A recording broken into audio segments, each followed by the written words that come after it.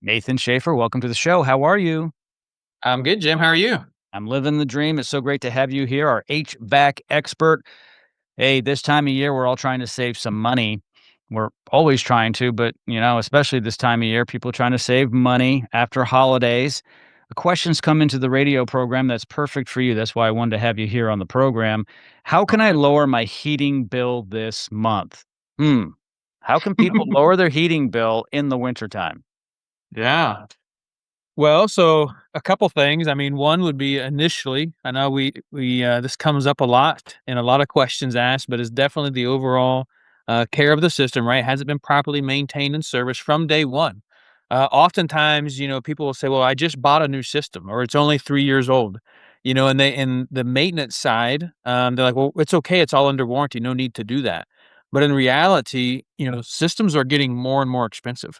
And so whether you're needing to replace or you just replaced, like it's not a cheap investment. It's typically something that most of us only do once or twice in a lifetime, right? It's not something that we're going out and we're buying a new car every so often or whatever, we get that new look and things like it's the HVAC system. It's not as fun.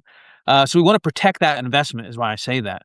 And maintenance, just like you would your car and changing the oil or anything else, is something that you want to do from the very, very beginning to keep that system running at factory fresh conditions.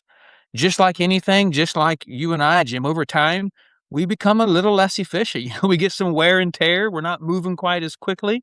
We need a little bit more sleep, whatever the case may be.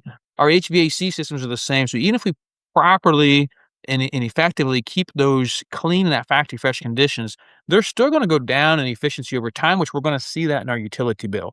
However, if we don't take those steps and we don't have them professionally serviced and cleaned, biannually, then we're going to see that drop way faster.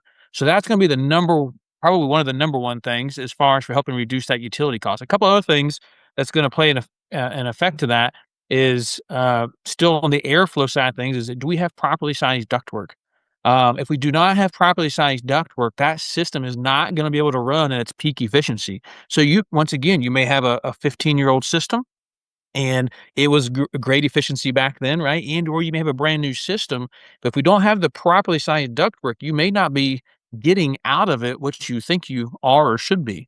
And so just because it's a high SEER or high efficiency system, if the system is not properly breathing, meaning we don't have enough ductwork feeding it and or allowing air to leave it, you're not going to get that back out of that system, and that can really, really affect you. Which is one of the major reasons why in every system that we design, size, and install, we guarantee a 25% utility savings, and a lot of that ties back into obviously doing manual J's and proper load calcs to get the right size of system. But a big portion of that, it all comes back to airflow. If we can't balance and have that system breathing properly, that guarantee would never be able to happen. And so because of that, we're able to do that over and over again. And oftentimes clients see 30, 40, 50% savings. And so that would be another big one. Another common one would be is, I think the common perception or belief, and you'll see this on the news and different places posted is, hey, if you're not home, why heat it? Mm. They kinda lead with that, and it's like, "Hey, when you're not there, turn the thermostat back," is what they're saying. If you're gonna be gone for the day, turn it back to 65 or 60. When you get home, turn it back up, and so but in reality, that's much, much harder for your system.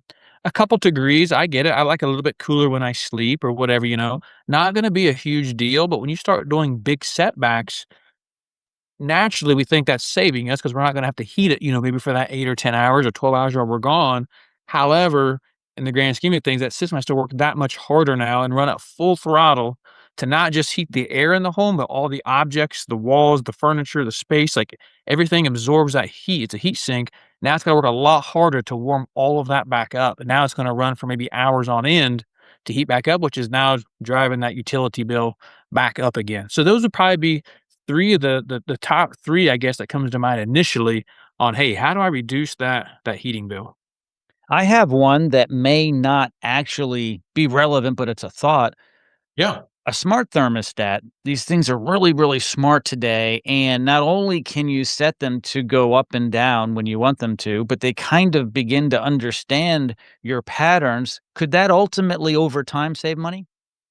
Absolutely, 100%, and with that, We actually have a new state-of-the-art thermostat that we're using. I've been using that for the past year to where we actually take and it has all the features and benefits of a regular programmable smart thermostat to where it learns that for the customer, and they can monitor from their phone, and they can view that.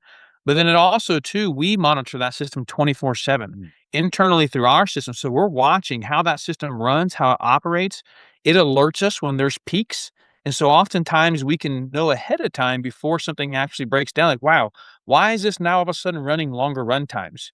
We can actually even compare that then to other systems, both just like when you go to the doctor, they keep your records on you, right? And they see how things are going from year to year to year.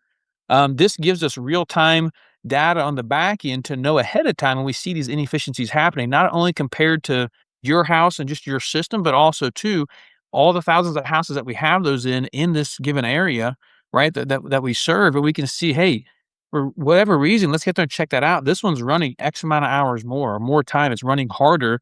Let's see if we can make this more efficient, reduce those run hours, therefore either A, prevent a repair from happening, and or B, run less to help lower that utility bill. But that's all done through that smart thermostat. Yeah, they're amazing. I use smart Absolutely. thermostats in my home and it's great. And mine's not even a new one. Mine I've had for a long time and I found great use, especially when I'm out of town or away from the home. I know Hmm. if it's on, I can change the thermostat. I can turn it off and on if I had to. But what you guys have is great because for Schaefer to be able to monitor it from their headquarters, more peace of mind. That's awesome.